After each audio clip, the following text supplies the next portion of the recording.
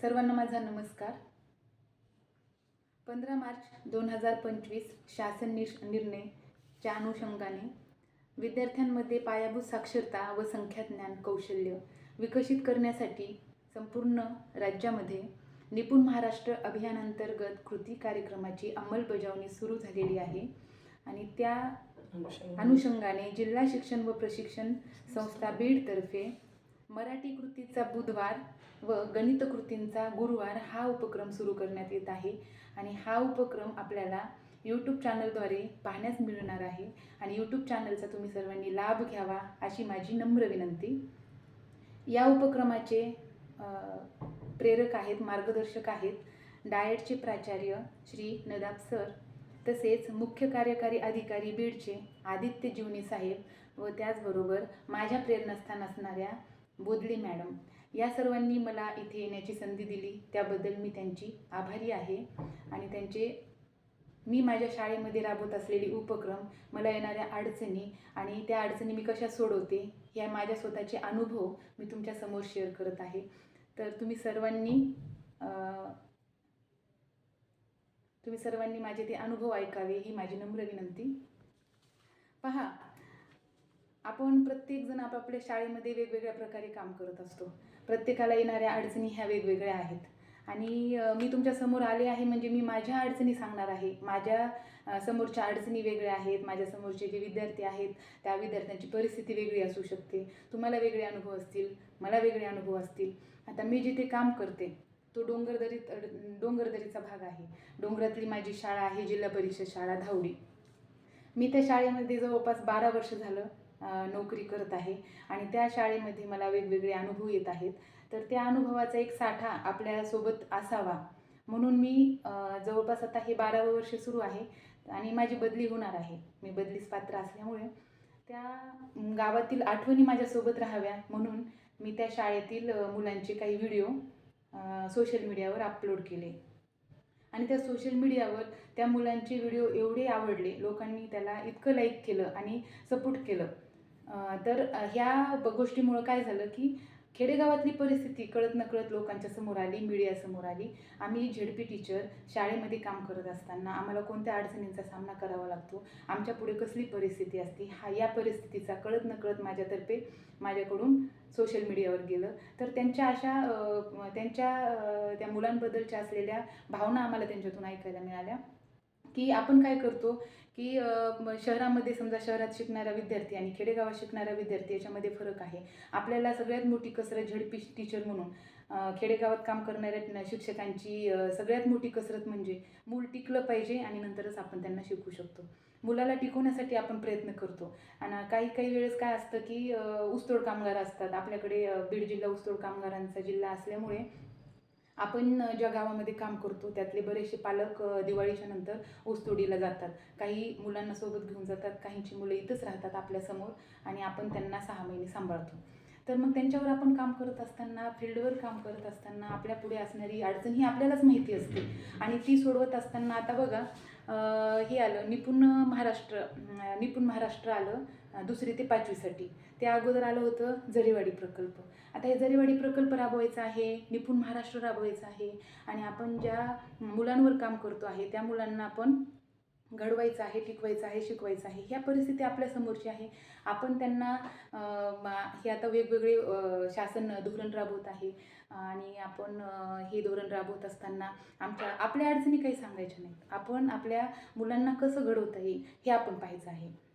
आता पहा, कितीही अडचण असेल, आता आपले मुलं ऊसतोड कामगारांची मुलं आहेत आणि त्या मुलांना आपण शिकवत असताना आपल्या भरपूर अडचणी आहेत, पण आपण त्या अडचणी नाही सांगायच्या. का तर आपण एक शिक्षक म्हणून स्वतःला भाग्यवान समजलं पाहिजे की त्या मुलांपुढं काम करण्याची संधी आपल्याला देवाने दिली आहे. आणि ह्या सोशल मीडियाच्याद्वारे जेव्हा मी लोकांच्या कमेंट वाचल्या तेव्हा माझ्या लक्षात आलं की खरोखर मी भाग्यवान आहे की मला परमेश्वराने शिक्षक म्हणून बालगोपाळांच्या पुढे शिकवण्याची संधी दिली आहे. आणि त्या मुलांवर आपण जेवढं काम करतो आणि त्या मुलांवर काम करत असताना अप्रगत मुलं जेव्हा प्रगत होतात आपले, त्यावेळेस जो आनंद असतो, आपल्या मनामध्ये जो समाधान असतो, तो कोणत्याही पुरस्कारापेक्षा कितीतरी पटीने मोठा असतो.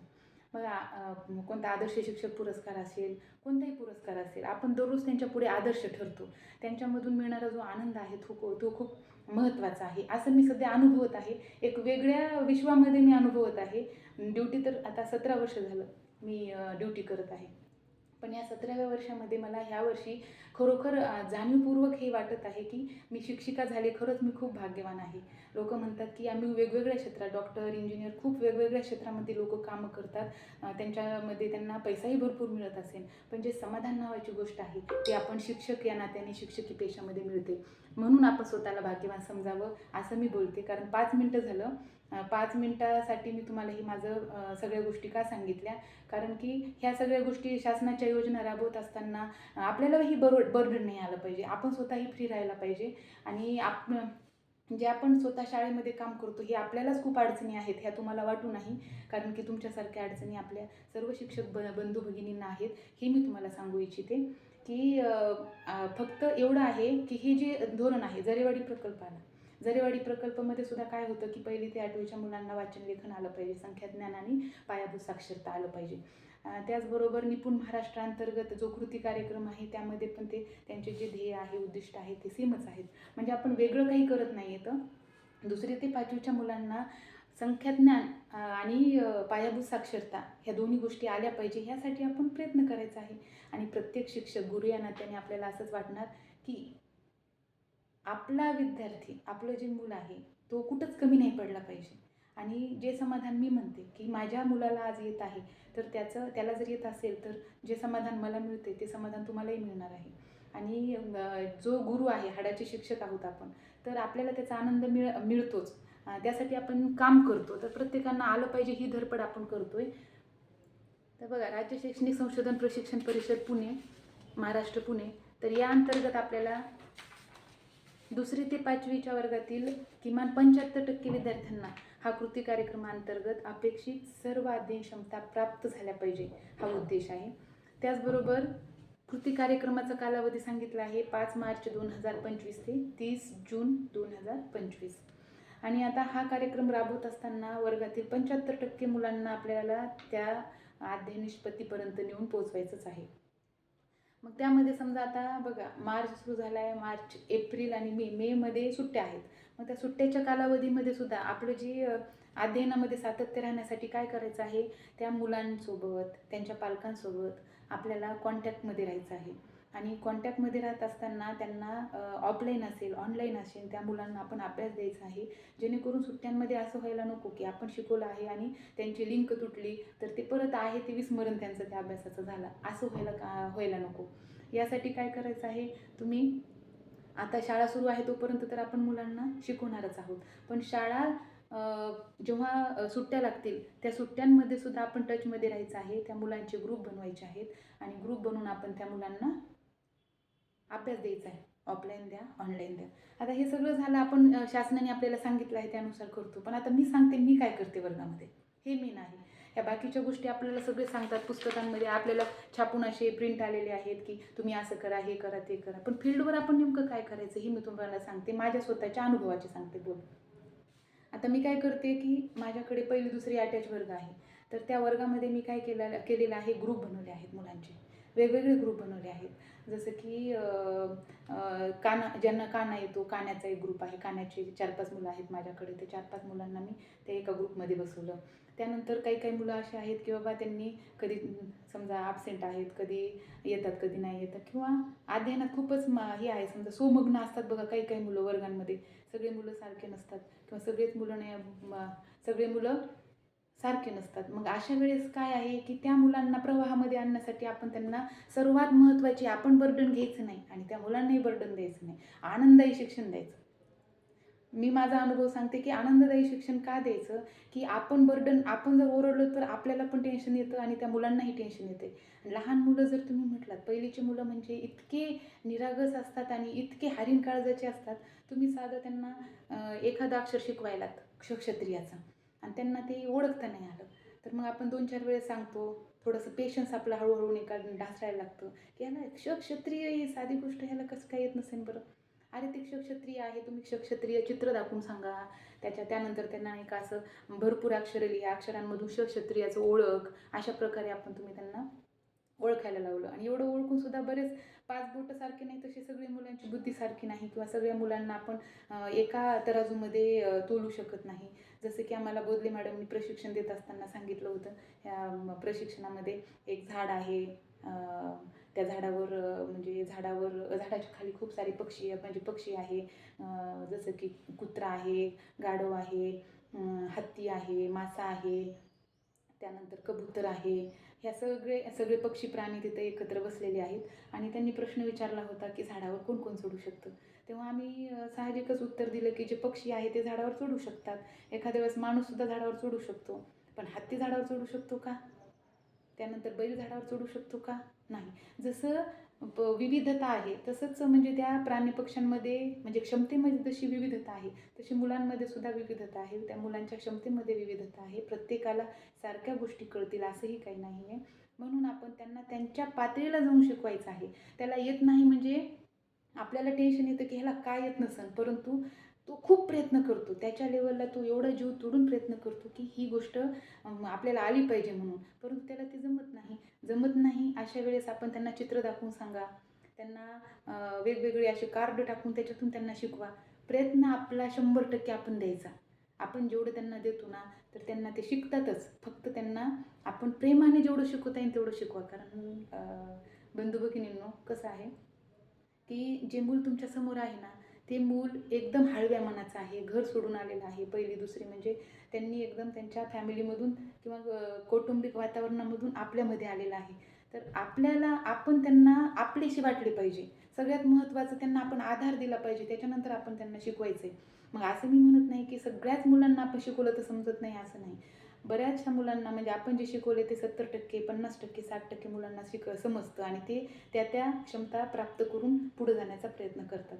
पण होते कसं की जे मागं राहिलेत मुलं, आता ह्या क्षमता प्राप्त आपल्याला कामच कशावर करायचं? आपल्याला कामच करायचं जे मुलं मागं राहतात. आता पिसा गटातील मुलं आहे समजा. पिसा गटातील मुलं म्हणजे काय? त्या वर्गाच्या क्षमता प्राप्त करून पुढच्या क्षमता प्राप्त असणारा विद्यार्थी म्हणजे पिसा गटातला. त्यानंतर असर गटातला म्हणजे त्या वर्गातील क्षमता प्राप्त असलेला. आणि आपल्याला कामच कोणत्या गटाला करायचं आहे की जे मुलं ह्या अध्ययनात मागं पडलेले आहेत. म्हणजे आपल्या वर्गातून समजा 20 मुलं आहेत, तर 20 मुलांपैकी 4-5 मुलंच असतील समजा, 5-6 मुलं ज्यांना ह्या क्षमता प्राप्त नाही. त्याच मुलांसाठी आपल्याला काम करायचं आहे. मग ह्या मुलांना, ज्या मुलांना येते त्या मुलांसाठी काय करायचं आपण? तर त्या मुलांना वेगवेगळे गट करा आणि त्या गटामध्ये त्यांना तुम्ही वेगवेगळं त्यांच्या क्षमतेनुसार पुढचा अभ्यास द्या. कारण की तेही असे बसून राहिले नाही पाहिजे. त्यांनाही त्यांच्या बुद्धीला जे खुराक आहे समजा, त्यांच्या बुद्धीला चालना देणारं तुम्ही वेगवेगळं द्या. आता माझ्या वर्गामध्ये दुसरीची काही मुलं आहेत बघा. दुसरीचे 2-4 मुलं तर अशी आहेत की मराठी, इंग्रजी, आता हे मराठीचा कार्यक्रम आहे ना, मराठी तर आहेच आहे, पण ते इंग्रजीचं पुस्तकसुद्धा पाण्यासारखं वाचतात. म्हणजे एकदम मराठीसारखं इंग्रजीचं पुस्तक वाचतात. आता मला सांगा, तुम्ही त्यांना इंग्रजी येतं, मराठी येतं, त्यांना गणितीय क्रिया भागाकारापर्यंत गणितीय क्रिया करतात. आता मग त्यांना जर मी हे सुरुवातीपासून वजाबाकी, बेरीज शिकवायला लागले तर जमून का हो? नाही ना. मग त्यांना आपण वेगळा ग्रुप करून त्यांना आपण त्यांच्या बुद्धिमत्तेला चालना देणारे आपण काहीतरी त्यांच्यापुढे चॅलेंजिंग ठेवलं तर त्यांना त्याच्यामध्ये ते प्रोग्रेस करतील, ते पुढे जातील. म्हणून आपण त्यांचा वेगळा गट करून त्यांना वेगळा अभ्यास द्यायचा. कामच आपल्याला कोणत्या ह्याच्यावर करायचं आहे की जे मुलं अध्ययनामध्ये मागे आहेत त्यांच्यावर आपल्याला काम करायचं आहे. तर मी काय करायला लागले सध्या की सगळ्यात महत्त्वाचं जे मुलं आहेत ना, आता हे बघा, कुणी असू द्या, ते मुलं असो, छोटे मुलं असो किंवा मोठे असो, कुणी असो, आपण हे समजा आपल्याला अभ्यास म्हटलं की नको वाटतं. मुलांना अभ्यासाचा कंटाळा येतो. मग आता त्यांचा कंटाळा असणाऱ्या मुलांनाही अभ्यासाची गोडी लावायची आपल्याला, कारण ते आपल्या नियोजित क्षमतेपर्यंत पोहोचले पाहिजे. मग त्यासाठी सगळ्यात महत्त्वाचं प्रेमाने जग जिंकता येते म्हणून. हसणारा व्यक्ती जग जिंकतो आणि प्रेमाने माणूस जग जिंकू शकते. मग त्या मुलांचं मन प्रेमाने जिंका. बाळा, तुला येतंय, तू करू शकतो. समजा एखादा मुलगा अडखळत वाचायला तुमच्या पुढं, आता माझ्या वर्गात तर असे चॅलेंजिंग मुलं आहेत की त्याला बिना कानामात्राचे शब्द वाचताना सुद्धा तो चुकतो. तरी पण मी त्याला, नाही तुला येतंय, करू शकतो, तू म्हणू शकतो, तू वाच, तुला ना वाचलंस ना, हे 2-4 शब्द जर वाचले ना तुला चॉकलेट दे. तर तो हळूहळू वाचायला लागला. आता वाचायला लागला तर मी आज शाळेतून येत असताना त्याला कानाचं शिकून आले. मग तो आता आज दुपारच्या नंतर सुट्टी असल्यामुळं कानाचा सराव दुपारून करेल, घरी गेल्याच्या नंतर तो कानाचा शब्द सराव करेल आणि मी त्याला नंबर देऊन आले. संध्याकाळी काय कर, तू मला फोन लाव आणि फोनवर मला तू कानाचे शब्द वाचून दाखव. आता दिवसभर खेळणारा मुलगा त्याचं जास्त आवड काय आहे, खेळायची आहे, बाहेर खेळत राहतो आणि मग अभ्यासाकडे लक्षच नाही, त्याला ते समजतच नाही, अभ्यास करावाच वाटत नाही त्याला, त्या अभ्यासामध्ये इंटरेस्टच नाही. आणि त्याचं कारण आहे बघा पालकसुद्धा. पालकांना आपण किती जरी माझ्या शाळेमध्ये तर गावात काय आहे, काही काही पालक असे आहेत की मुलांना शाळेतच पाठवत नाहीत. आता मला एक सांगा, एखाद्या मुलाला वर्गातल्या इंग्रजी 2-4 मुलांना इंग्रजी वाचता येते आणि काही मुलांना मराठीचं अपेक्षित अध्ययन क्षमतेपर्यंत ते का नाही पोचले? म्हणजे आपण त्या मुलांना वेगळं शिकवले का? नाही. मग ते मागं राहण्याचं कारण वेगळंही असू शकते. कधी आजारी आहे म्हणून घरी आहेत, किंवा कधी पालकांनी पाठवलं नाही, पालकांमध्ये जागृती नाही. मग आपण मी त्या पालकांचं प्रबोधन करून त्या मुलाला आता रेग्युलर करण्यासाठी चॉकलेट द्या, बिस्किट द्या, प्रलोभन द्या, गोड बोला, प्रेमाने सांगा, चुकलं तरी ॲक्सेप्ट करा. काही गोष्टी चुकल्या तरी पण त्यांना नाही, तू चुकायला नाही, तू येते तुला, थोडं चुकतच शिकत असतो. आणि आज चुकलास ना, मग तुला कळालं नाही हे चुकलंय, मग तू आता हे दुरुस्त कर आणि तू इथून पुढं चांगलं करू शकतो. असं म्हटल्यावर त्यालाही आनंद चेहऱ्यावरचा, तो जरा फ्रेश दिसायला लागलाय. जसं तो फ्रेश दिसायला तसा तो अभ्यास करायला लागलाय, वाचायला ना, तो प्रयत्न करायला आहे ना. मग तो हळूहळू, आता मी तुम्हाला ज्या मुलांबद्दल सांगितलं आहे त्याच मुलांना मी 15 दिवसामध्ये, 1 महिन्यामध्ये मराठीचं पुस्तक वाचताच आलं पाहिजे, हा माझा उद्देश आहे. मी तो पूर्ण करणार, कारण त्याच्याशिवाय त्यालाही नाही मलाही समाधान मिळणार नाही. की मी त्याच्यावर नाही काम केलं तर मला समाधान मिळणार नाही. आणि निपुण आता हे जे आहे निपुण म्हणजे कृती कार्यक्रम आलेला आहे, ह्या कृती कार्यक्रमाचा उद्देश आहे तोच आपल्या शिक्षकांचा उद्देश असतो. फक्त आपल्याला करत असताना अडचणी जे येतात त्या अडचणी दूर करून आपल्याला त्याच्यावर मात करून पुढे जायचं आहे. आणि मी तुमच्या पुढे बोलत आहे कारण मला इथे येण्याची संधी दिली. मी माझे अनुभव सांगत आहे तुम्हाला. म्हणून माझे अनुभव जे ग्राउंड लेवलचे आहेत, खूप सारं आपल्याला काही वेगळं म्हणजे हे करायची गरज नाही, खूप असं फॉर्मॅलिटीज करायची गरज नाही. आपण ग्राउंड लेवलला काय करतो ना तेच सांगायचं असतं. म्हणून मी माझ्या ग्राउंड लेवलच्या गोष्टी सांगायले. माझ्याकडे असे जे गट आहेत त्या गटागटाने मी मुलांना बसवत आहे आणि वेगवेगळ्या प्रकारे सांगत आहे. मी एक पाठीमागं मुलांना ज्या मुलांनी काना मात्रा वगैरे शिकलेत, समजा काना मात्रा शिकले आहेत, आता त्यांना 14 कडीचं वाचन कसं घ्यायचं, तर वाचन करत असताना त्यांना समजा काना, वेलांटी, उकार, मात्रा शिकलेत मुलं, परंतु आणखीन मजेशीरपणे त्यांना जरा आवडीनं ते वाचावं. वाचन तर कोणालाही कंटाळाच येतं. जे मुलांना अभ्यासाची आवड आहे ते मुलं पुढं जातात, काही मुलांना खेळाची आवड असतात ते खेळतच राहतात. म्हणजे वेगवेगळ्या प्रवाहातील मुलं आपल्याला शिक्षणाकडे वळवायचे आहेत म्हटल्यावर त्यांच्या थोड्याशा आवडी जोपासूनही आपण त्यांना इकडे वळवायचं असतं. तुला खेळायचं आहे ना, मग तू ही अभ्यास कर पटापट. आपण ना काय करूया, दुपारच्या नंतर आपण तुमचा खेळ घेणार आहोत, तुमचे गाणे घेणार आहोत, तुमचा डान्स घेणार आहोत. मग तुम्हाला हे सगळं घ्यायचं असेल ना तर तुम्हाला अभ्यास पूर्ण करावा लागेल. असं म्हणून दुपारपर्यंत काय केलं आम्ही, मुलांची अभ्यास घ्यायचा आणि दुपारच्या नंतर त्यांना, आता 1ली 2रीचा वर्ग बोर होतो दुपारच्या नंतर, मग त्यांचे कविता पाठांतर, पाढे पाठांतर, त्यानंतर बडबड गीत असेल, गोष्ट असेल, मग 4च्या नंतर मॅडम आम्हाला खेळायचे, मग त्यांचा खेळ घ्यायचा. पण त्या खेळाचा उपयोग कसा करून घ्यायचा अभ्यासामध्ये, तुमचा मी खेळ घेणार बरं, पण खेळ घ्यायचा असेल, ज्यांना खेळात भाग घ्यायचा असेल ना त्यांनी अभ्यास पूर्ण केला पाहिजे.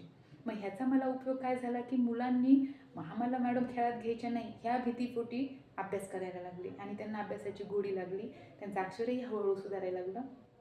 म्हणजे आपल्यावर आहे आपण त्यांना कोणत्या प्रकारे कसा अभ्यास करून घेतो. जसं की आता मी एक आई आहे, तर माझ्या स्वतःच्या मुलाला समजा तो जेवण करत नसेल तर आम्ही त्यांना गुलू वेगवेगळ्या प्रकारे त्याला जसं जे एखादी गोष्ट आवडतही नसेल तर ते वेगवेगळे म्हणजे भाजी असेल, धपाटे असेल, हे असेल, म्हणजे अशा वेगवेगळ्या प्रकारे त्याला खाऊ घालायचा प्रयत्न करतो. का तर हे पौष्टिक त्याच्या शरीरात गेलं पाहिजे आणि आपलं लेकरू सुदृढ झालं पाहिजे. तसंच एक शिक्षिका म्हणून मी शाळेमध्ये वेगवेगळ्या प्रकारे त्यांना शिकवण्याचा प्रयत्न करत असेल तर त्या मुलांना त्यांच्या आवडीनिवडींचा विचार करूनही त्यांना शिक्षणाच्या प्रवाहात आणण्याचा मी प्रयत्न करेन. आता बघा मी त्यांना 14 कडीचं एक गाणं शिकवलं होतं की काना काना आ आ, पहिली वेलांटी ई ई, दुसरी वेलांटी ई ई, पहिला उकार उ उ, दुसरा उकार उ उ, एक मात्रा, आता ते सेल्फी असल्यामुळे कसं दिसते लक्षात ये नाही, असा हे असं एक मात्रा असा दिसायला मॅडम बरोबर, एक मात्रा ए ए, डोक्यावर अर्धा चंद्र ॲ ॲ, 2 मात्रे ऐ ऐ, काना एक मात्रा ओ ओ, काना अर्धा चंद्र आ आ, काना 2 मात्रे औ औ, कपाळावर टिकली अन अन, आणि त्याचा दुसरा उच्चार कपाळावर टिकली अन अन आणि पुढे विसर्ग आहा. आता हा विसर्ग पहिलीच्या मुलांना नाही समजणार, म्हणून मी काय गाण्यामध्ये म्हटलं होतं 2 टिंब आहा. आणि आपण जेव्हा त्यांना हे 2 टिंब छान वाटतं, त्यांना 2 टिंब 2 अनुस्वार ह्या गोष्टी आपण कधी शिकवतो त्यांना, पहिलीच्या मुलांना ते समजतं नाही समजतं, म्हणजे गाण्यामध्ये गाण्याच्या ओघामध्ये आपण हे असं बोलतो. तर पुढं असं आहे विसर्ग अहा, ही शेवटची स्टेप त्यांची. म्हणजे 14 कडीचं हे जे गाणं आहे ते मुलांना एवढं आवडलं, ते येता जाता काना काना आ, पहिली वेलांटी ई ई, दुसरी वेलांटी ई ई, पहिला उकार उ, दुसरा उकार उ, एक मात्रा ए, डोक्यावर अर्धा चंद्र ए, 2 मात्रे ऐ, काना एक मात्रा ओ, काना अर्धा चंद्र अ, काना 2 मात्रे औ, डोक्यावर टिकली अन, कपाळावर टिकली अम, आणि पुढं विसर्ग आहा. हे गाणं शिकवलं, त्यांना खूप आवडलं. आणि हेच आता तुम्हाला यूट्यूबमध्ये पाहायला भेटणार आहे. तसंच मी यूट्यूबवर हे टाकलं होतं, तर खूप लोकांना आवडलं ते. आणि बऱ्याच लोकांनी सांगितलं की आम्ही आमच्या शाळेमध्ये याचा उपयोग केला, तर मुलांनी खूप आवडीनं 14 कडीचं वाचन केलं. आता ह्याच्यामध्ये जे आहे, ह्याच्यामध्ये 14 कडीला आपण क ठेवून कसं वाचन करायचं, क ते ज्ञानेश्वरापर्यंत ठेवून कसं वाचन करायचं, इतकं सोपं जातं ना. आता मी तुम्हाला हे दाखवण्यासाठी पेजवर आणले. आपण हे फळ्यावरही करू शकतो, पेजवरही करू शकतो, फळ्यावरही करू शकतो. वर्गामध्ये जर तुम्ही असं बोर्डवर हे असं पूर्ण लिहून घ्यायचं, अशा प्रकारे आहापर्यंत लिहून घ्यायचं 14 कडी, आणि लिहून घेतल्याच्या नंतर त्याच्यावर नाही का अशा पट्ट्या बनवायच्या. मी आता छोटंसं तुम्हाला ह्याच्यावर दाखवायचं म्हणून मी छोटी पट्टी बनवली, पण तुम्ही फळ्यावर दाखवत असताना अशी लांब पट्टी दाखवू शकता, अशी लांब, म्हणजे फळ्यावर बसन अशी लांब दाखवायची, आणि असं काच्या पुढं कान आपोआपच येते ना, मग का कला काना का, कला वेलांटी की. आता तुम्हाला ह्याच्यात उलट दिसते म्हणून मी काय ना तुम्हाला समोर दाखवते डायरेक्ट त्या ह्याच्या पुढे. एकच मिनिट.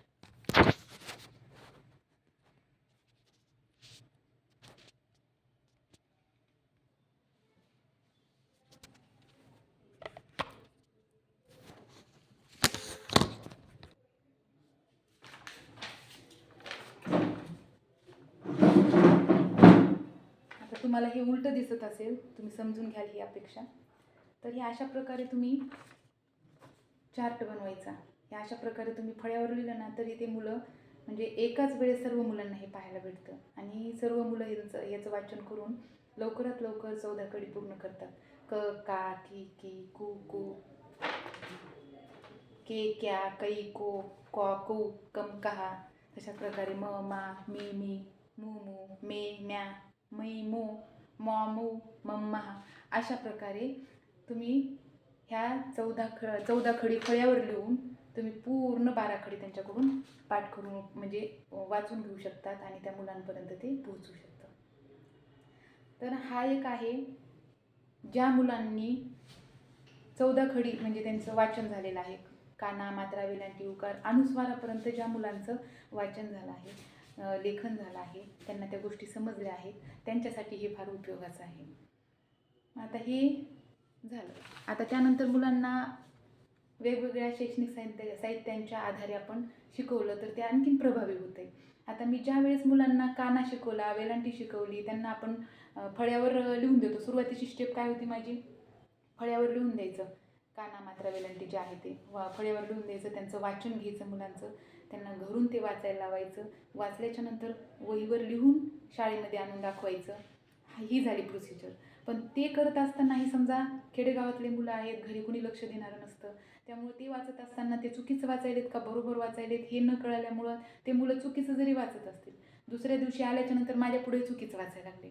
मग अशा वेळेस त्यांचं वाचन आपल्याला शाळेतच पूर्ण करून घ्यायचं. घरची अपेक्षा नाही ठेवायची जास्त, घरची आपण अपेक्षा जास्त ठेवू शकत नाही खेडेगावामध्ये. मग काय केलं की टॅब नेला, हा अशा प्रकारे टॅब, ही छोटासा टॅब होता माझ्याकडे. मग हा टॅब नेला मी, आणि त्या टॅबवर काय केलं, कानाचे शब्द असतील ते लावून द्यायचे. 1 तासाचे व्हिडिओ आहेत बघा यूट्यूबवरती, तर अर्धा तास 1 तास असे व्हिडिओ आहेत. अर्ध्या तासाचं ते टायमिंग लावलं, आणि त्या मुलांना ह्या टॅबवर काय केलं, कानाचे शब्द लावून दिले. एक मोठ्या अक्षरामध्ये कानाचे शब्द येत आहे, आणि ते लिमिटेड टाईम असते. ते पटकन वाचलं तर ठीक आहे, नाही तर चाललं जातं आहे. मग मुलांनी काय केलं की समजा मामा आहे, काका आहे, तर हा शब्द वाचत असताना जर त्यांनी पटकन नाही वाचलं तर लगेच तो शब्द चालला, मग त्यांना म्हणायचं अरे अरे बाबा पटपट वाच ना, पटपट वाचलं असतं तर तुला वाचता आलं असतं. मग त्या मुलांची ह्या टॅबमुळं काय झालं, वाचायची आवड तर लागली. कारण आपण पाहणं म्हणजे आता चित्रपट पाहतात मुलं, किती लक्षात राहते, मालिका असेल, कार्टून असेल, त्या गोष्टी त्या मुलांच्या किती लक्षात राहतात. म्हणून त्या गोष्टीचा उपयोग करून ह्या टॅबचा मी तसा उपयोग केला. या टॅबवरून त्यांना काना, मात्रा, वेलांटी, उकार, अनुस्वारापर्यंतच्या गोष्टी मी ह्याच्यातून शिकवल्या. अगोदर फळ्यावर घेणं, घरी शिकवणं, घरी वाचून यायला सांगणं, लिहून यायला सांगणं. त्याच्यानंतर दुसऱ्या दिवशी त्यांचं दृढीकरण होण्यासाठी याचा उपयोग केला. आणि याच्यावरून वाचून वाचून मुलांनी म्हणजे स्पर्धाच असायची त्यांची. प्रत्येकाला 5-5 वाचायला लावायचं. तुझे फक्त 5 शब्द वाचून घे, तुझे 5 झाल्याच्या नंतर दुसऱ्याचा नंबर आहे, मग तुझ्या नंबरमध्ये तू पटपट वाच.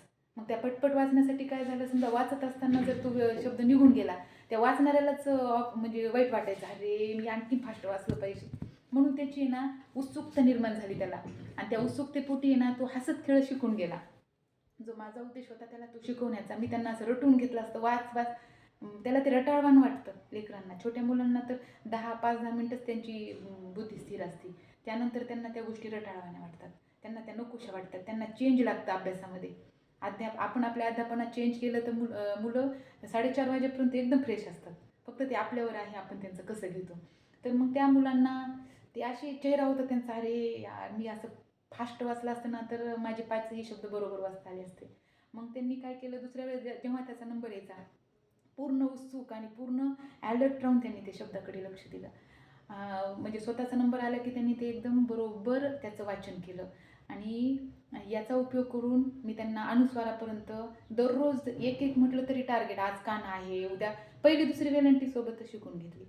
पहिली दुसरी वेलांटी सोबतच जोडून, ही पहिली आहे ही दुसरी आहे, याला रस्व वेलांटी म्हणायचं, ह्याला दीर्घ वेलांटी म्हणायचं. म्हणजे रस्व दीर्घ ह्या दोन्ही वेलांटीचं एकाच दिवशी शिकवलं. मग आता उकार शिकवत असताना आज पहिला उकार शिकवला आणि उद्या दुसरा उकार शिकवला असं नाही केलं. पहिला उकार दुसरा उकार, पहिल्या उकाराच्या 2 ओळी फळ्यावर लिहिल्या, दुसऱ्या उकाराच्या 2 ओळी फळ्यावर लिहिल्या आणि त्यांचं वाचन करा, ह्याचं वाचन करा. फक्त सांगताना पहिला उकार म्हणा, दुसरा उकार म्हणा, दृढीकरण होऊस तर. त्यानंतर तर पहिला दुसरा म्हणायची गरज नाही, डायरेक्ट मुलं वाचतात, कुंकू, कुदळ, अशा प्रकारे. म्हणजे मुलांचं दृढीकरण होऊस तर त्यांना पहिली वेलांटी, रस्व वेलांटी, दीर्घ वेलांटी, पहिली वेलांटी, दुसरी वेलांटी, रस्व वेलांटी, दीर्घ वेलांटी, पहिला उकार, दुसरा उकार, रस्व उकार, दीर्घ उकार, हे सांगावं लागतं. मग हळूहळू आता आपल्याला सांगायची गरज आहे का, वाचन करत असताना आपण वाचतो का कला उकार कुदळ असं नाही म्हणत आपण. म्हणजे एकदा दृढीकरण झालं की त्या गोष्टी त्यांना सांगायची गरज पडत नाही. मग अशा प्रकारे ह्या टॅबचा मला एवढा छान उपयोग झाला. हा टॅब माझ्या घरी माझ्या दीदीचा होता, तर तिला सांगून मी हा टॅब माझ्या शाळेत नेऊन त्या मुलांसाठी त्याचा उपयोग केला. तर या टॅबद्वारे मुलांना अनुस्वारापर्यंतचे शब्द एवढ्या छान प्रकारे वाचन झालं. तर आता पहिलीचे बरेचसे मुलं गोष्टीचं पुस्तक वाचायला लागलेत आणि जोडाक्षरही बऱ्यापैकी वाचन करतात. तर ही त्या टॅबची मेहरबानी. म्हणजे हे नवीन, आपण एक शिक्षक आहोत, आपण जसं विद्यार्थी शिकतात तसंच आपण आजीवन शिकतच राहतो. त्यामुळे मी सुद्धा शिकले बघा, की याच्यातून मुलांचं दृढीकरण लवकर होत आहे. या गोष्टीची मला त्यावेळेस जाणीव झाली. आता बघा, निपुण भारत अंतर्गत खूप मोठी साहित्य पेटी आली आहे. त्या पेट्यांमध्ये तर एवढं साहित्य भरून आहे की मुलांना आपण त्याचा उपयोग केला तर मुलं कोणतेच अप्रगत राहणार नाहीत किंवा अध्ययनामध्ये मागं राहणार नाहीत. ही म्हणजे माझा विश्वास आहे. त्या पेट्यांचा उपयोग करून मी त्यांना शिकवलं. ह्या टॅबचा उपयोग झाला, पेट्यांचा उपयोग झाला. मी स्वतः साहित्य म्हणजे हाताने साहित्य बनवलं. की मला आता वाटते की ह्या मुलांना इथं कमी आहे. समजा मी मराठीचं वाचन घेत आहे आणि मुलांना या गोष्टीचं, आता हे मी स्वतःच्या हाताने बनवलं, कारण मला असं वाटलं की साहित्यपेटीमध्ये नाही आलेलं हे, परंतु मला असं सुचलं की मी जर हे असं बनवलं आणि ह्याच्यावर जर मी मुलांचं वाचन घेतलं तर ते फास्ट वाचतील. म्हणून ह्याच्याने त्या मुलांना गती आली. म्हणून ही हस्तलिखीतसुद्धा आपण काही आपल्याला सुचणाऱ्या गोष्टीतून हस्तलिखितही आपण मुलांपुढं ठेवलं पाहिजे. आता मला ते सुचलं, तुम्हाला माझ्यापेक्षाही चांगलं सुचत असेल, ते तुम्ही तुमच्या मुलांसाठी उपयोगात आणत असाल. हे मला सुचलं, मी अशा प्रकारे मुलांना शिकवलं. त्याचबरोबर टॅबचा उपयोग केला आणि जी साहित्यपेटी आली आहे निपुण भारत महाराष्ट्र अंतर्गत, तर त्या साहित्यपेटीमध्ये तर खूप सारे साहित्य आहेत पहा. आणि त्या साहित्यपेटीमध्ये आहे बघा भाषागाडी. ह्या भाषागाडीमध्ये एवढं सुंदर, भाषागाडीमध्ये हे साहित्य आहे वेगवेगळ्या प्रकारचं. हे अशा प्रकारचं साहित्य आहे. आणि ह्या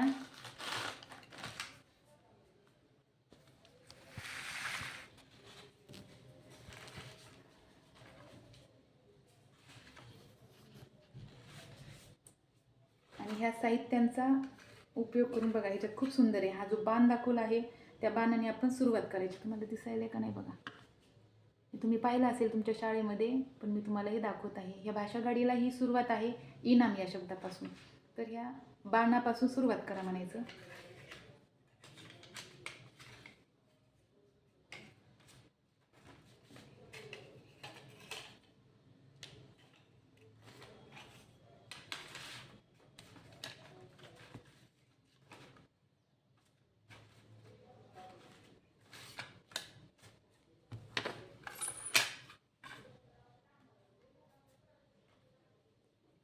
अशा प्रकारे हे स्माईलपर्यंत, हे जे स्माईल येते ना तिथं थांबायचं असतं.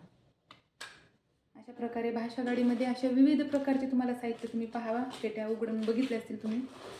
त्या पेट्यांमध्ये वेगवेगळ्या प्रकारचे तुम्ही भाषेपासून वेगवेगळे शब्द असतील. ते शब्द मुलं वाचनही करतात आणि खेळाखेळामधून त्यांचं शिक्षणही होतं. म्हणजे शासनालाही हे कळलं आहे की मुलांचं शिक्षण हे हसत खेळत झालं पाहिजे. म्हणून आपण स्वतःही हसत खेळत मुलांना शिक्षण दिलं पाहिजे. यासाठी आपण शिक्षक म्हणून प्रयत्न करतो आणि केलाही पाहिजे. ही भाषा गाडी आहे. भाषा गाडीची अशी मोठ्या पेटी आहे. अशी बॉक्समध्ये आलेली आहेत. हे आहे मराठीचं भाषाचं. अशाच प्रकारे गणिताचं पण आहे.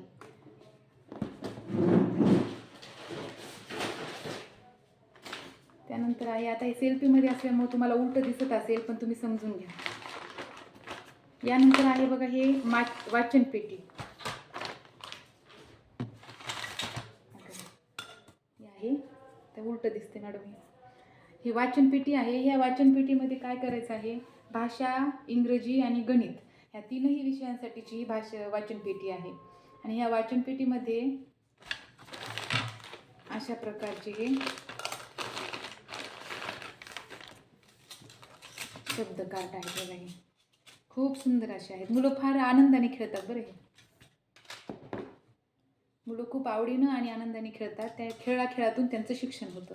म्हणजे हे आपल्यालाही मान्य करावं लागेल. मुलांसोबत आपण मूल झाल्याशिवाय जमत नाही. आपण शिक्षक आहोत हे आपण विसरून त्या मुलांमध्ये मूल होऊन शिकवलं तर मुलं फार आवडीनं शिकतात आणि आपलाही खूप वेळ त्यांच्यामध्ये चांगला जातो. नाहीतरी आपल्याला आपले वैयक्तिक खूप साऱ्या अडचणी असतात. त्या अडचणींवर मात करून आपण जीवन जगत असतो. तर ह्या मुलांमध्ये जेवढं आपण स्वतःला वाहून घेऊ ना, तेवढं आपल्याला कोणत्याच आयुष्यात अडचणी येणार नाहीत. हा माझा अनुभव आहे. खूप हसत खेळत त्या मुलांमध्ये आपण शिकतो, त्यांना शिकवतो आणि आपणही जीवनाचे खूप सारे धडे शिकतो. कसं की आता पहा, लहान मुलं आहेत, ते किती लवकर गोष्टी विसरून जातात. काही गोष्टी त्यांना आपण एखाद्या वेळेस रागवलं, ओरडलो तरी ते विसरून जातात आणि आपल्याजवळ येऊन चिटकतात, मॅडम मॅडम, सर सर म्हणून. पण आपलं तसं नसतं. आपण आयुष्य जगत असताना काही गोष्टी एवढ्या मनाला लावून घेतो की आपल्याला त्या गोष्टीमधून सारखं आपण त्याचं टेन्शन घेतो. आणि ह्या धावत्या युगामध्ये आपण टेन्शन घेऊन वेगवेगळ्या व्याधी आपल्याला जडल्या, वेगवेगळे दुखणे आपल्या मागं लागले. आपण सुखासमाधानाने जगायचंच नको म्हणतो. आपल्याजवळ सगळं काही आहे, फक्त समाधान नाही आहे. का तर आपण आनंद दुसऱ्या वस्तूंमध्ये शोधतो, व्यक्तींमध्ये शोधतो. आणि खरा आनंद तर आपल्या आतमध्ये आहे. कोणत्याही वस्तूमध्ये जर आपला आनंद आपण शोधू तर ती वस्तू गेली निघून की आपण दुःखी होऊ. एखाद्या व्यक्तीमध्ये आपण आनंद शोधला, ती व्यक्ती आपल्यापासून दूर गेली तर आपण दुःखी होऊ. म्हणजे आपण आपल्या स्वतःला दुःखी करायचं का सुखी करायचे हे आपल्या स्वतःच्या हातात आहे. आपण आनंदी तर जग आनंदी. आपण ज्या मुलांना शिकवायलो त्या मुलांपुढे आपण आनंदी तर ते मुलंही आनंदी राहतील. नाहीतर आपला परिणाम त्या मुलांवर होतो. कसा, आपण जर टेन्शनमध्ये, दुःखामध्ये, ताणतणावामध्ये शिकवत असू तर त्या मुलांना आपण त्याच प्रकारची ट्रीटमेंट देणार. म्हणून आपण आनंदाने शिकवायचं. कारण आपल्याला परमेश्वराने खूप चांगली अशी नोकरी दिली आहे शिक्षकाची. आणि शिक्षक असल्यामुळं आपण त्या मुलांमध्ये खूप आनंदाने शिकवलं तर मुलं तर समाधानी असतीलच, आनंदी असतीलच. आपणही खूप आनंदी राहू, कसलंच टेन्शन राहत नाही. मी अनुभवायले सध्या, म्हणून सांगत आहे तुम्हाला. बघा आता हे आहे तो. तुम्हाला दिसणार नाही त्याबद्दल मी दिलगिरी व्यक्त करते, पण मी बोलते ते लक्षात घ्या. तो, मुलगा, आता क्रियापद बघा आहे. आता हे तिन्ही पण ह्या पेटीमध्ये टाकायचं. हे असं कसं टाकायचं, तो, हे मुलगा आणि हे आहे. झालं वाक्य तयार. उलटं दिसायले तो मुलगा आहे. हे वाक्य तयार झालं. मुलंही पाहतात आवडीनं, वा वा वा. कलर पण चेंज आहेत बघा. तोला पिवळी पाटी आहे, मुलाला पांढरी आहे, इकडे पांढरी पाटी आहे. ते मुलं काय करतात, असं वेगवेगळ्या प्रकारे पाहून आनंदाने हे करतात. दुसरा मुलगा म्हणते, मॅडम मी करतो, माझा आता नंबर, माझा आता नंबर. म्हणजे मुलं हसत खेळत हा खेळही खेळतात आणि शिक्षणही घेतात, शिकून जातात. म्हणजे आपला जो उद्देश आहे तोही पूर्ण होतो आणि मुलांचं हसत खेळत शिक्षण होते. कारण आपला मुलगा आपल्याला जागतिक लेवलपर्यंत पोचवायचा आहे. याच्यासाठी आपण त्याला कसल्याही प्रकारचं बर्डन न आणता तो हसत खेळत शिकला पाहिजे आणि जागतिक लेवलला माझा विद्यार्थी खूप पुढं गेला पाहिजे, ही आपली आता सध्या भावना आहे. आणि प्रत्येकजण तळमळीनं, प्रत्येक शाळेतला शिक्षक तळमळीनं शिकवत आहे. तर यासाठीच की आपला जो विद्यार्थी आहे तो आपण पुढं नेणार आहोत या तळमळतेने. आता बघा, हे कबूतर घेतलं तर कबूतर,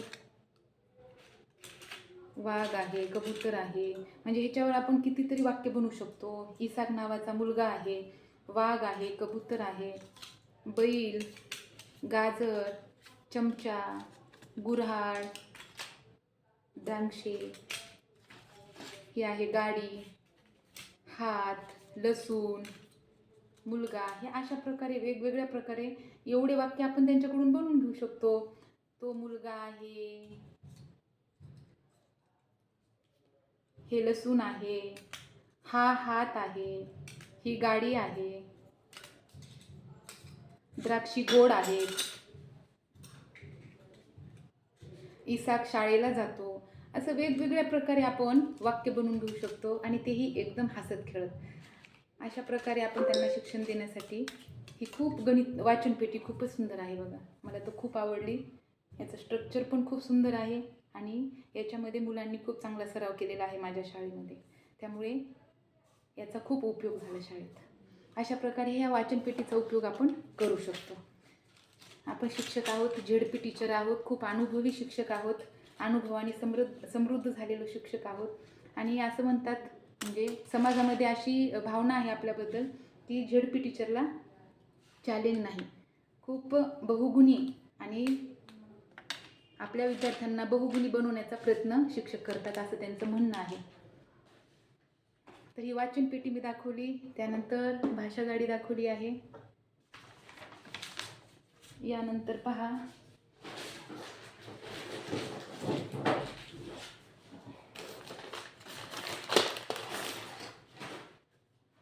ही आहे वाक्यपेटी आहे.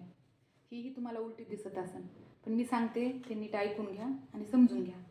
शब्द वापरून वाक्य तयार करा. याच्यावर आहे शब्द वापरून वाक्य तयार करा. तर आता शब्द आहे, समजा मधुरा. आता हे 1 2 3 4 प्रकारचे हे राऊंड आहेत. त्या 4 प्रकारामध्ये इथे आहे शब्द वापरून वाक्य तयार करा, वाचा व लिहा. तर याचा फक्त फिरवण्यासाठी उपयोग आहे. बाकीच्या 3 पट्ट्यांमधून काय करायचे, पिवळी पट्टी एक आहे, निळी एक आहे आणि गुलाबी एक आहे. ह्या 3 पट्ट्यांमधून एक एक शब्द घेऊन आपल्याला वाक्य बनवायचं आहे. तर इथं आहे मधुरा नावाची मुलगी आहे. समजा मधुरा ही आहे. आमटी. आता आमटी म्हटलं बनवते घ्यावं लागेल आपल्याला.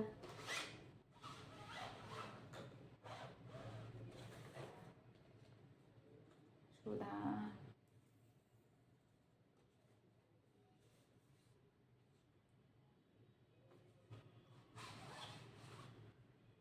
मधुरा सापडण्यापेक्षा मधुरा हे घेते. क्रिकेट. मधुरा क्रिकेट खेळते. मधुरा क्रिकेट खेळते. हा एक वाक्य तयार झालं. त्यानंतर घेऊया श्रुती.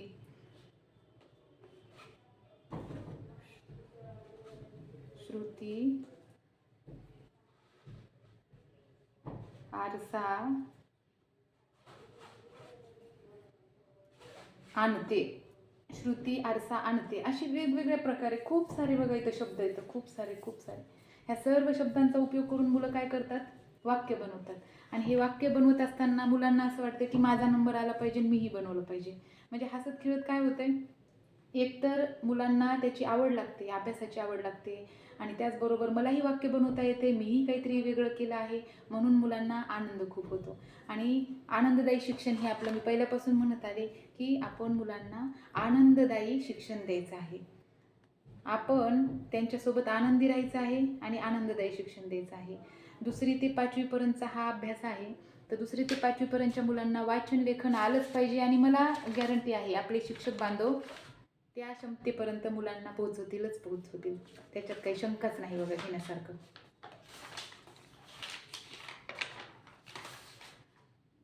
कृती कार्यक्रम अंमलबजावणीचे सूक्ष्म नियोजन, त्यानंतर शिक्षकांनी आपल्या वर्गाचा अपेक्षित अध्ययन स्तर घोषित करणे. आता विद्यार्थी व त्यांना अध्यापन करणारे शिक्षक यांची नोंदणी विद्यासमीक्षा केंद्राच्या माध्यमातून म्हणजे वेगवेगळ्या प्रकारे ते जे घेणार आहेत. तर आपलं काय काम आहे की मुलं अपेक्षित अध्ययन क्षमतेपर्यंत अध्ययन स्तरापर्यंत पोहोचले आहेत का नाही हे आपण स्वतः पाहायचं आहे. आणि जे पोहोचले नाहीत त्यांचं आपण स्वतःच वेगळ्या प्रकारे नियोजन करून वेळापत्रक ठरवून आपण त्यांचा अभ्यास घ्यायचा आहे.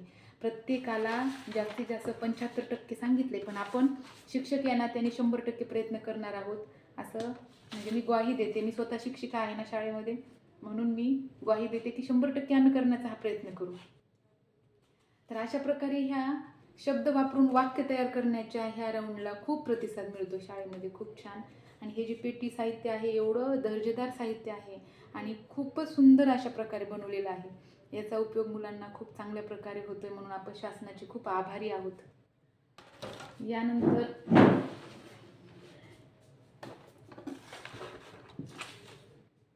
मराठी विषय म्हटला तर मराठी विषयामध्ये वेगवेगळे गायन आहे. कविता गायन गात असताना आपण भान हरपून गायन करतो. गायनाची आवड असणाऱ्यांना तर सांगायचं काम नाही. त्याचबरोबर आपण मुलांना पण गाण्याची आवड असते, गोष्ट ऐकायला आवडते मुलांना. समजा मुलांना गाण्याची आवड आहे तर आपण त्यांना मुलं बोर झाले की लगेच कविता शिकवतो. कविता म्हणून दाखवा, बडबडगीत म्हणून दाखवा, वेगवेगळे गाणे असतात, बरोबर आहे का नाही. मुलांना समजा आपण वेगवेगळे विषय दिले पाहिजे. जसं की मी माझ्या शाळेमधल्या मुलांना विषय दिला होता की तुम्ही आईविषयी माहिती लिहून आणा, वडिलांविषयी माहिती लिहून आणा. आणि काय झालं, सरप्राईज झालं बघा. सरप्राईज म्हणजे मुलांना काय केलं, मी एका रांगेत उभं केलं आणि उभं केल्याच्या नंतर एकामागे एक मुलांना मी काय विचारलं की तुम्ही आईविषयी माहिती सांगा. त्यांना आईविषयी कसं बोलायचं हे पण मी कधी बोलले नव्हते, सांगितलं नव्हतं. पण आईविषयी माहिती सांगा, तुमची आई तुमच्यासाठी काय करते. तर मुलांनी एकामागं एक पाठीमागं उभी राहिल्यानंतर आईविषयी वेगवेगळी माहिती सांगितली. कुणी सांगितलं की माझी आई माझ्यावर खूप माया करते, कुणी सांगितलं माझी आई माझ्यासाठी खूप कष्ट करते. कुणी लहान मुलं आहेत शेवटी खरंच बोलतात, मोठे झाल्याच्या नंतर तरी आपण थोडंसं विचार करून बोलतो, पण लहान मुलं अजिबात विचार करून बोलत नाहीत. लहान मुलं जे मनात वाटतं, जे त्यांनी पाहिलं, जे त्यांना वाटतं ते बोलतात. काही मुलींनी सांगितलं माझी आई मला लई हाणते, मारते असं सांगितलं. तर बऱ्याच जणांनी सांगितलं माझी आई फार कष्टाळू आहे, माझी आई सुंदर आहे, माझी आई माझ्यासाठी डब्बा करून देते, माझी आई माझी सेवा करते, माझं दुखत असेल तर माझी आई रात्र रात्र जागते. अशा खूप सुंदर असे उत्तरं त्या मुलांनी दिले. त्याचबरोबर बघा आता आईवर म्हटलं तर थोडंसं आता बराच वेळ झाला मी बोलायले तर मलाही थोडंसं बोर व्हायले. तर मी तुम्हाला 2 ओळी गाण्याच्या म्हणून म्हणजे आईच्या विषयी. आई माझी मायेचा सागर, दिला तिने जीवनाकार. तडफत्या उन्हात अन रखरखत्या रानात, राहिलीस तू माझ्यासाठी कष्टाच्या घामात. कधी मिळेल मुठभर घास, कधी घडे तिला उपवास.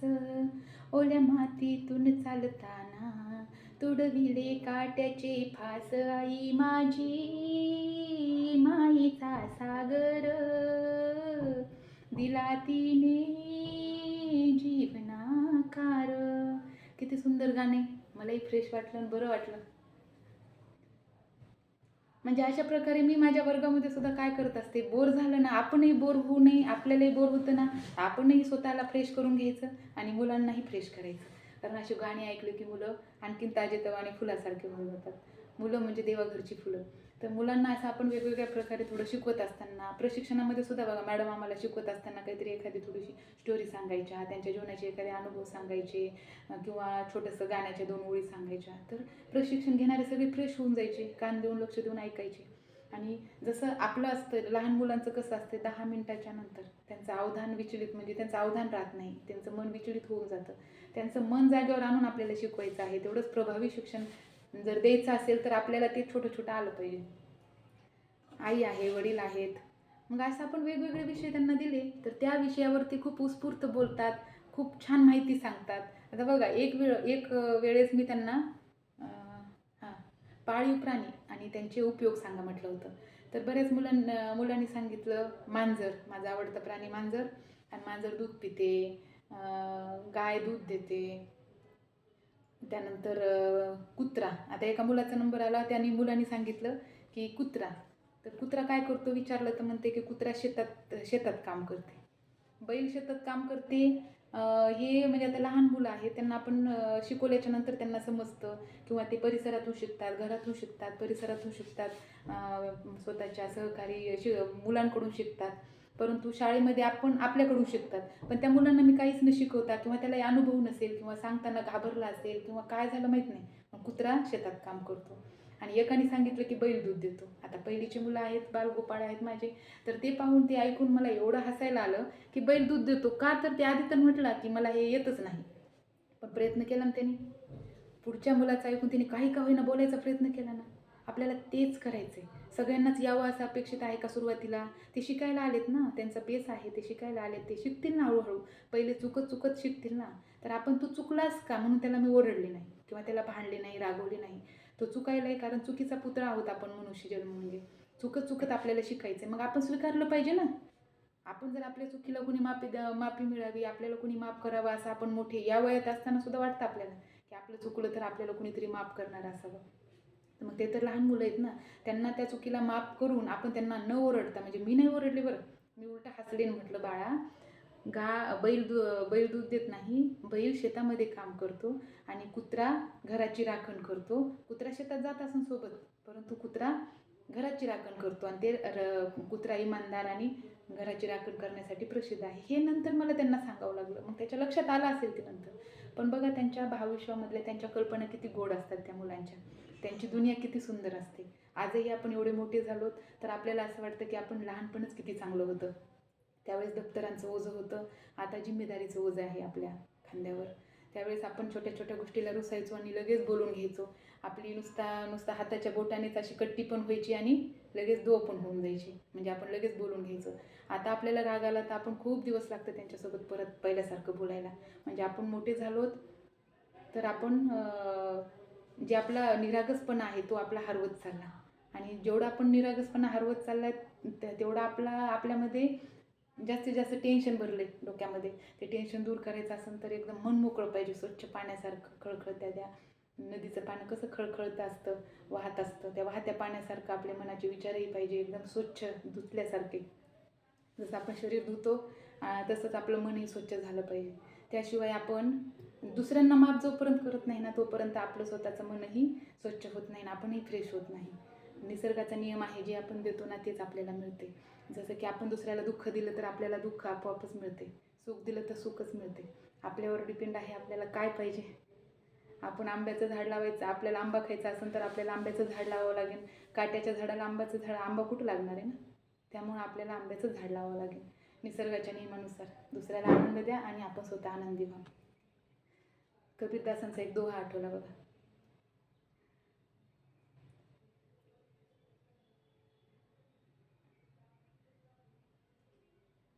साबुन ले ले पाणी ले ले, निर्मल काया धोय. साबुन ले ले पाणी ले ले, निर्मल काया धोय. अंतर्घटिका दाग न मिटियो, कैसे निर्मल होय कबीरा, कैसे निर्मल होय. मला ना त्या पहिली दुसरीचा वर्ग जेव्हापासून घेतलाय ना तेव्हा त्या पहिली दुसरीच्या मुलांसारखंच मन झालं बघा. म्हणजे पहिली दुसरी सारखंच मला वागायला राहायला आवडायला लागलं. का तर तेवढं निरागस आपण राहिलो ना, कोणाचं टेन्शन पण येत नाही. 2-3 वर्ष झालं कुणी काही बोललं तर रागही येत नाही, टेन्शनही येत नाही. आणि हे जे आपलं निपुण भारत आहे, याच्यामध्ये आपण मुलांनाही टेन्शन द्यायचं नाही, आपणही घ्यायचं नाही, फक्त शिकवत राहायचं. जास्त ताणतणावाने जर शिकवलं तर मुलांना ते लक्षात बसणंच असं नाही, उलटं धास ती बसते.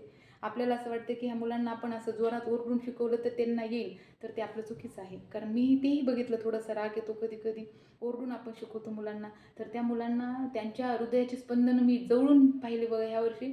मुलांना शिकवत असताना एखाद्या गोष्टीसाठी आपण ओरडलो की असं इथं हात लावला मी, एवढ्या जोरात त्याच्या हृदयाची धडधड वाढली होती त्या मुलाची. मला सांगा, आता एवढ्या मोठे झालो आपण, एखाद्या वेळेस अचानक स्टेजवर बोलता येत नसेल आपल्याला आणि उभं केलं तर आपल्या हृदयाची धडधड वाढते, हातापाय थरथर करते. ते तर लहान मुलं आहेत आणि मग त्यांच्या हृदयाची धडधड वाढली तर मग डोक्यात काय आहे, आपल्याला सुद्धा सुचतच नाही काय बोलावं पुढं गेल्याच्या नंतर. तसं त्या मुलांना सुचतच नव्हतं काय बोलावं, कसं वाचावं. मग त्यांच्या डोक्यावरून असा हात फिरवला, बाळा सूर्यांश तू वाचू शकतो, तुला येतं येतं येतं म्हणायला लागलं की ते न वाचणारा मुलगा हळूहळू का होईना वाचायला लागलं. किती छान ना, किती साध्या साध्या छोट्या छोट्या गोष्टी आहेत. खूप सारं कागदाचा अभ्यास करायची गरज नाही आपल्याला. फक्त एक लक्षात ठेवायचं की मूलभूत साक्षरता आणि पायाभूत साक्षरता आणि संख्याज्ञान कौशल्य मुलांमध्ये विकसित करायचं आहे. सगळ्यात मोठा म्हणजे त्यांना आधार देणं, तुला येतंय येतंय येतंय म्हणून म्हणून त्यांना शिकवणं. मग चॉकलेट द्या, चॉकलेट द्या, त्यांना बिस्किट द्या, काही ना काही त्यांना प्रलोभन देऊन त्यांना तुम्ही शिकवा. आणि तुम्ही जेव्हा ते शिकवाल ते शिकतात. आता माझी मुलं आले त्या क्षमतेपर्यंत म्हणून मी तुम्हाला सांगत आहे. आणि अध्यापनामध्ये तुम्ही अध्यापन करत असताना बदल करत राहा. 10-15 मिनटं टार्गेट द्या, वाचन घ्या, लेखन घ्या, त्यानंतर त्यांचं अंकलेखन घ्या, श्रुतलेखन घ्या, म्हणजे वाचन घ्या, सामूहिक वाचन घ्या. म्हणजे बदल केला ना ते उत्स्फूर्त काम करतात. फक्त आपण तेवढं उत्स्फूर्त राहायला पाहिजे वर्गामध्ये. आपल्याला कंटाळा नाही आला ना तर मुलं 4:30 पर्यंत कसल्याच प्रकारे थकत नाहीत बघा. हा माझा अनुभव आहे. आता सकाळपासून थोडंसं आलात ना, आल्याबरोबर त्यांना सांगायचं की तुम्ही काय करा, मी तुम्हाला सांगायले अंक सांगायले, तुम्ही अंक वाचा, हे करा. मी अंक सांगायले तुम्ही लिहा, अंकलेखन करा. त्यानंतर अंकलेखन झालं 10-15 मिनिटात नाही का अंकलेखन घ्यायचे. अंकलेखन घेत असताना मुलांनी पहिलीचे अंक लिहायचे आणि दुसरीच्या मुलांनी अंकात पण लिहायचं आणि अक्षरात पण लिहायचं. त्यांच्या दोन्ही संकल्पना दृढ होतात. त्यानंतर दुसरं आमचं टार्गेट असते की संख्यालेखन म्हणजे हे श्रुतलेखन. श्रुतलेखनामध्ये ना काय करत असते मी, कान्याचे 5 शब्द, वेलांटीचे 5 शब्द, उकाराचे 5 शब्द, असे कान्यापासून अनुस्वारापर्यंतचे सर्व शब्द 5-5 लिहून घ्यायचे. मग त्याच्यामध्ये काय होतं, 5-5 घेतले की थोडे फास्ट पण लिहितात मुलं, होऊन जातं आपल्याला. म्हणजे प्रत्येक गोष्टीला न्याय मिळतो म्हणायचं एक प्रकारचं. आणि आपल्यालाही लक्षात येतं ह्या मुलांनी लिखाण केले म्हणून. ते म्हणजे त्यांचं काय झालं, जे मूलभूत पायाभूत साक्षरता आहे ते पण होते आणि संख्याज्ञान दोन्ही गोष्टी होऊन जातात. आणि मग त्यांना थोडा कंटाळा आला की मध्येच मग एखादं कविता म्हणा, उठून उभा राहा, वेगवेगळ्या ॲक्टिव्हिटीज घ्या, 10 मिनिटात कविता म्हणा. त्यानंतर तुम्ही म्हणजे इंग्रजीच्या हे असतील इन्स्ट्रक्शन असतील ते द्या. म्हणजे वेगवेगळ्या प्रकारे जर तुम्ही घ्याल ना तर मुलांचा उत्साह टिकून राहतो. आणि मेन म्हणजे काय आहे, आपल्याला उत्साह टिकून ठेवणं. तर सर्वात महत्त्वाचं, मुलांचा उत्साह टिकला की मुलं शिकलेच म्हणायचं. त्यांना घरी सुद्धा राहू वाटत नाही. शाळा जरी सुटली तरी त्यांना असं म्हणजे शाळा कधी सुटली असं वाटावं. अशा प्रकारे जर आपण शिकवत असू तर आपल्यालाही कंटाळा येत नाही शाळेमध्ये आणि त्यांनाही कंटाळा येत नाही. शिक्षणाचं उद्दिष्ट जे ते तर पूर्ण होतेच होते, पण सगळ्यात महत्त्वाचं उद्दिष्ट म्हणजे आपलं समाधान. ते समाधान आपल्याला त्या मुलांमधून मिळते. आणि सध्या हे पाहिलं की खूप मोठं अभ्यास, खूप मोठं काही करायची गरज नाही. फक्त मुलांना कसं येईल हा जर आपण स्वतःच जरी अभ्यास केला ना तर वेगवेगळ्या क्लुप्त्या, वेगवेगळ्या आयडियाज आपल्या डोक्यामध्ये येतात. आता माझ्या मनामध्ये ज्या ज्या आयडिया येतात त्या मी सहज जरी घेतलं तरी ते मुलांना खूप आवडतं. आणि त्यामधून मुलं शिकले तर त्या अविस्मरणीय, त्यांना म्हणजे ते विसरत नाहीत परत. आमच्या शाळेतल्या मुख्याध्यापकांनीही त्या मुलांचं कौतुक केलं की पहिलीची मुलं गोष्टीचं पुस्तक वाचायला लागले. ते गोष्टीचं पुस्तक मी काही मुलांना दिलं नाही. का नाही दिलं म्हटलं की तुला आता कुठपर्यंत आलास, तू उकारापर्यंत आलास, तुला पहिला उकार व्हायचा आहे, दुसरा उकार, मात्रा, ते सगळं वाचून घे आणि त्यानंतर तुला गोष्टीचं पुस्तक भेटेल. तर त्या मुलांनी एवढं फास्ट केलं ते की जवळपास 5-7 दिवसामध्ये त्यांनी अनुस्वारापर्यंत वाचलं. आणि मग जोडाक्षरांचं जे आमचं सुरू होतं सेशन, त्या जोडाक्षरांमध्ये त्यांनी जॉईन केलं, जोडाक्षरही वाचायचं शिकला. म्हणजे पहा, फास्ट त्यांनी जोडाक्षरं कशामुळे मला गोष्टीचं पुस्तक मिळायला पाहिजे आणि ते पुस्तक पुढंच ठेवलेलं मी, असं त्यांना मुद्दाम दाखवायची. हे आहे गोष्टीचं पुस्तक. आणि ह्या गोष्टीच्या पुस्तकामध्ये इतक्या छान छान गोष्टी आहेत. मांजरीची गोष्ट आहे, कुत्र्याची आहे, सश्याची आहे, बेडकाची आहे. त्यांना इतकं म्हणजे त्यांना म्हणजे म्हणतात ना ते आपण जळवणं काहीतरी भाग असते तसा त्या मुलांना असं दाखवलं की खूप छान छान गोष्टी आहेत आणि ज्या मुलांना दिले ना आहेत की नाही रे छान ते मुलं म्हणायचे हो झमडी गणू आमची हो मॅडम लई छान छान गोष्टी आम्ही लई वाचायलो. मग ह्या मुलांनाही वाटायचं जेलियस निर्माण झाली म्हणजे त्यांच्या मनामध्ये की आम्हाला हे पुस्तक कधी मिळते म्हणून त्यांनी पुस्तक घरी ठेवलंच नाही. त्यांना जाताना मी दररोज सांगायची घरी गेलात ना घरी जाऊच तर नाही का घरी गेल्याच्यानंतर पुस्तक हे खाली ठेवायचंच नाही बाळांनो आणि हे पुस्तक तुम्ही स्वतःसाठी नाही माझ्यासाठी ठेवायचं नाही. आमच्या मॅडममुळं ना आम्हाला पुस्तक ठेवायचं नाही माझ्यासाठी तर कराल ना तुम्ही एवढं सगळं. ते काय काय करावं लागतं आपण शिक्षक म्हटलं तर आपल्याला किती घुलवावं लागतं आणि पहिलीच्या मुलांना तर एवढं घुलवावं लागलं मला ह्या वर्षी ना घुलून त्यांच्याकडून मी नाही का आत्ता माझी मुलं म्हणजे 75% जे आता शासन म्हणते 75% मुलं गोष्टीचं पुस्तक वाचायलेत म्हणजेच पायाभूत साक्षरता आहे म्हणायचं. त्या संख्याज्ञानमध्ये 100पर्यंतचे काही अंक ते मुलं ओळखत नाहीत मग त्याच्यासाठी पण मी ते प्रयत्न सुरू आहेत माझ्या वर्गामध्ये. तर पहा सगळ्यात महत्त्वाचं आमच्या वर्गामध्ये आता झमडी आहे गणू आहे खूप हुशार विद्यार्थी झालेत बघा आणि त्यांचं असं होतं ते शाळेमध्ये येत नव्हते. एकाचे वडील तर कारखान्याला जायचे कारखान्याला असल्यामुळे ते मुलगा तो मुलगा आजी आजोबांकडे असायचा आणि मग त्या आजी आजोबांनी त्याला जेव्हा सोडतील तेव्हा तो शाळेत यायचा. पण त्याला शाळेत आणल्याच्या नंतर त्याला टिकवायचं कसं हा माझ्या पुढे सर्वात मोठा प्रश्न कारण त्यांना शाळेमध्ये बसावंच वाटायचं नाही. म्हणून मी हे वेगवेगळ्या प्रकारे पहिलीचा वर्ग म्हटलं ना सगळ्यात कठीण म्हटलं तर शाळेचा सगळ्यात पहिलीचा वर्ग तो कठीण पण तेवढा आणि सोपा पण तेवढा. आपण जसं घेतो ना आता सुरुवातीला मी पहिलीचा वर्ग घेतला तेव्हा मला त्या पहिलीच्या मुलांना कसं शिकवावं समजत नव्हतं. इतका गोंधळ व्हायचा त्या मुलांच्या गोंधळामध्ये आपल्याला शिकवायचं असते. कुणी रडत असते कुणाला घरी जायचं असते कुणाला भूक लागलेली असती कोणाचं कुणीतरी एकमेकाकडे बघून नुसतं वाकडं दाखवलं तरी रडत राहते. म्हणजे त्यांच्या त्या रडण्यातून गोंधळातून ते सगळं सहन करून किंवा त्यांना त्या गोष्टीतून आपल्याकडे वळवायचं असतं आणि मग आपल्याला शिकवायचं असते. खूप मोठी कसोटी पहिल्या वर्षी तर मी अक्षरशः 1 महिनाभर असे हँग झाले होते. घरीसुद्धा गेल्याच्यानंतर मला सुधरत नसायचं. घरी म्हणायची मी कोणाला बोलू नका का तर एवढं त्याच्यामध्ये माणूस असं ऐकलं होतं की पहिलीच्या वर्गामध्ये माणूस येडं होते तर खरं मी वेडी झाले होते बघा. आता हा मजाकाचा विषय म्हणून नाही मला आता असंच बोला वाटते खरं जे आहे ते म्हणून बोलते. तर पहिलीच्या वर्गातल्या शिक्षकांना अक्षरशः सगळ्या गोष्टीची सवय म्हणजे लावून घ्यावं लागते. मोठ्या वर्गात मी 5वी 6वी 7वीला 4थीला शिकवलं ना मुलं समजदार असतात आणि आपण सांगितलेलं त्यांना कळतं.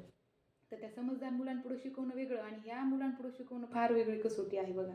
पहिलीच्या शिक्षकाची खरी खूप मोठी कसोटी आहे त्यांना शिकवण्याची.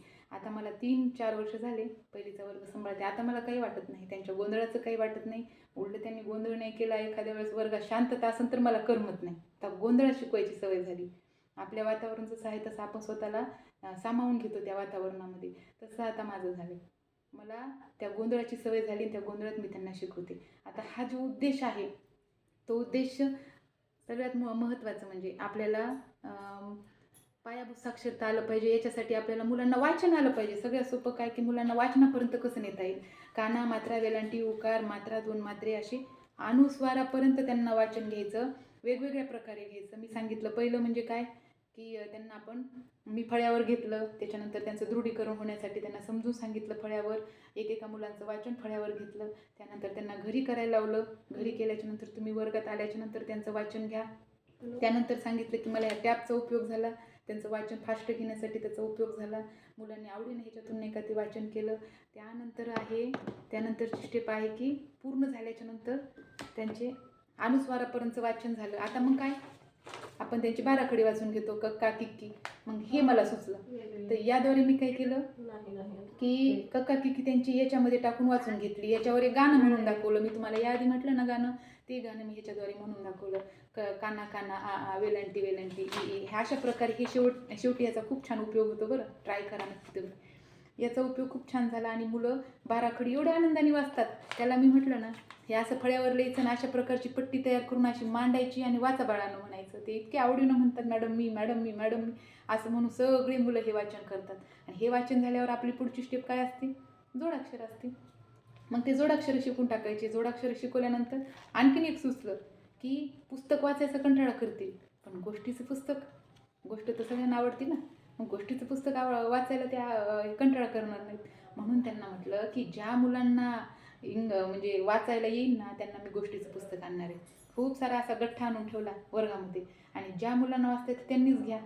आता ज्याला वाचता येत नाही त्यालाही वाटतं ना मला मिळालं पाहिजे गोष्टीचं पुस्तक पण असंच देऊन टाकलं त्याचं किंमत राहणार नाही ना. म्हणून मी काय केलं ते गोष्टीचं पुस्तक कोणाला मिळेल? ज्यांनी अनुस्वारापर्यंत जोडाक्षरांचं वाचन केले त्यांना मिळेल. मग ज्यांना पाहिजे होतं, खूप इच्छा असेल ना, तर काहीच अशक्य नाही बघा, काहीच अशक्य नाही. लहान मुलांना नाही ना आपल्याला नाही, आपली फक्त इच्छाशक्ती दांडगी पाहिजे. तर त्या मुलांनी प्रयत्न करून घरी वाचन करून करून गोष्टीचं पुस्तक मिळवण्यासाठी वाचन केलं. मला एवढा आनंद झाला की ही पण आपली आयडिया आहे ना सफल झाली. त्या गोष्टीच्या पुस्तकात वेगवेगळ्या चित्रांद्वारे ह्याच्याद्वारे मुलांना जास्त इंटरेस्ट असतो आणि गोष्ट म्हटली की मुलं बेभान होऊन गोष्ट ऐकतात. मग त्या गोष्टीचा उपयोग झाला, मुलं माझे झाले मूलभूत काय आपलं पायाभूत साक्षरता आले की मग पहिलीचेच आले, दुसरीचे तर येईलच, दुसरीचे 1 2 2 4 राहिले समजा, त्याच्यावर काम करायला सध्या पूर्ण झाले असे नाही म्हणू शकत, पण पहिलीचे आले हे मला खूप आनंद वाटतोय. आणि ते माझ्या अशा छोट्या छोट्या म्हणजे ज्या गोष्टीला आपण महत्त्वही देणार नाहीत, आता मोठे आहेत ना, आपण मोठ्यासारखे विचार करतो, आपण एवढे मोठे झालो तर मोठ्या मोठ्या गोष्टी करतो, मोठे मोठे विचार करतो. मग छोट्या मुलांना एवढ्या मोठ्या गोष्टीची गरजच नाही, एकदम छोट्या गोष्टीत म्हणजे छोट्या छोट्या गोष्टीतूनच त्यांना शिकवायचं असतं. जसं की त्यांना त्यांच्यामध्ये स्पर्धा लावणे, त्याला येते म्हणून त्याला भेटलं, तुला पाहिजे असेल तर तू पुस्तक नाही खाली ठेवायचं बाळा. मग त्यालाही पटलं, हो मी पुस्तक नाही खाली ठेवलं की वाचलं की येते. आणि बघा घरी गेल्यानंतर आता ऊन आहे बाहेर, त्या उन्हामध्ये इकडं तिकडं खेळण्यापेक्षा जर त्यांनी हे पुस्तकच खाली नाही ठेवलं, काही का होईना काही ना काही वाचतील ना, वाचून वाचूनच सराव होतो ना. मग त्या वाचनाचा सराव झाला, छान वाचायले. आणि सगळ्यात महत्त्वाचं, आमचे मुख्याध्यापक सातपुते सरांनी जेव्हा सांगितलं की मुलं मॅडम तुम्ही आला नव्हता तेव्हा मी त्यांचं वाचन घेतलं म्हणे, तर मुलं छान वाचायलेत म्हणे, असं म्हणजे लई फास्ट वाचत नाहीत, अडखळत का होईना पण वाचायलेत ना, हे महत्त्वाचं. तर ते मला खूप समाधान वाटलं. अशा प्रकारे मराठीचं माझ्याकडे मराठीचं दिलं होतं आज ते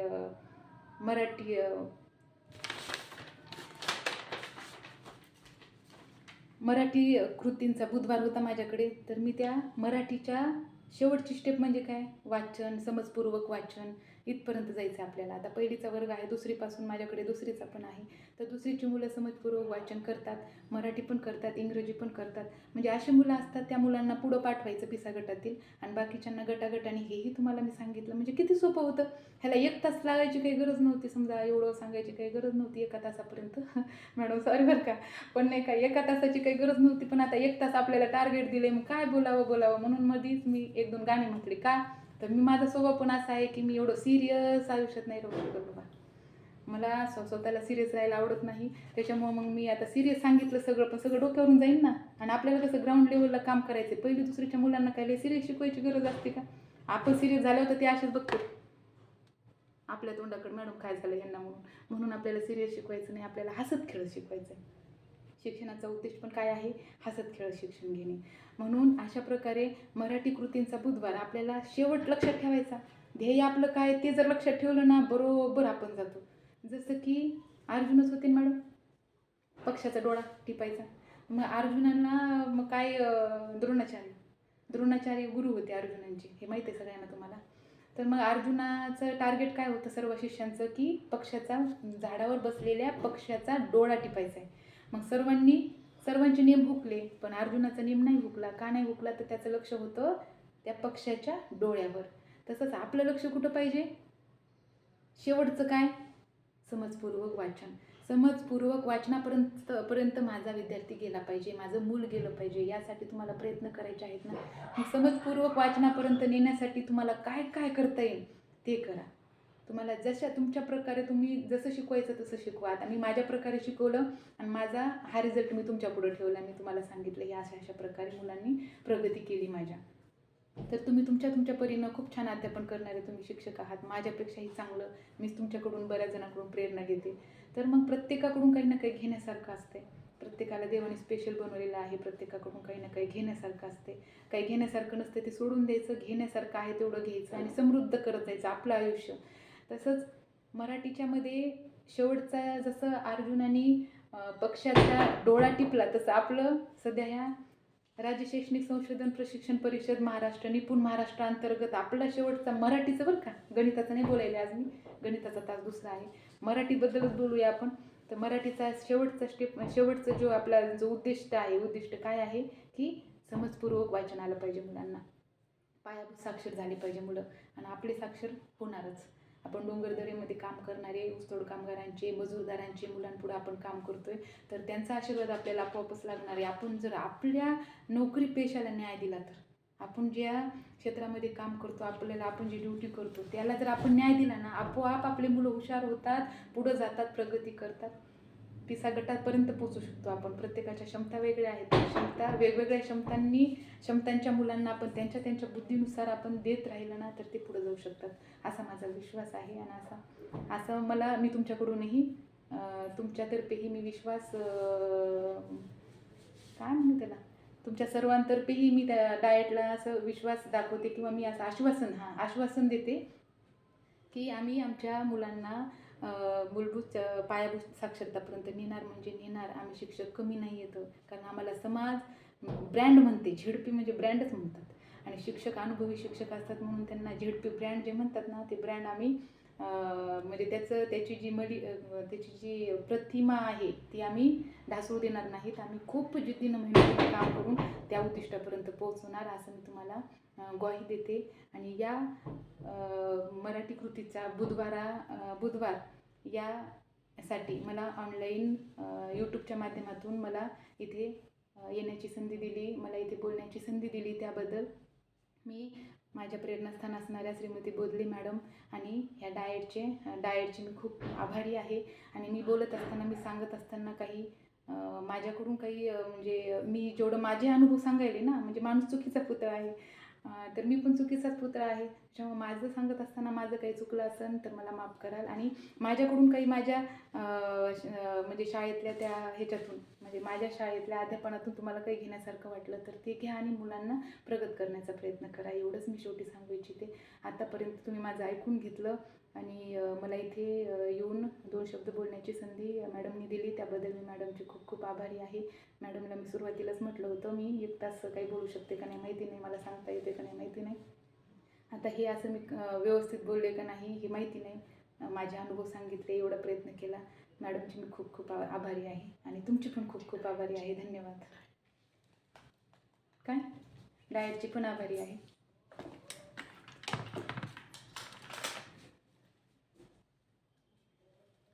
कट करा.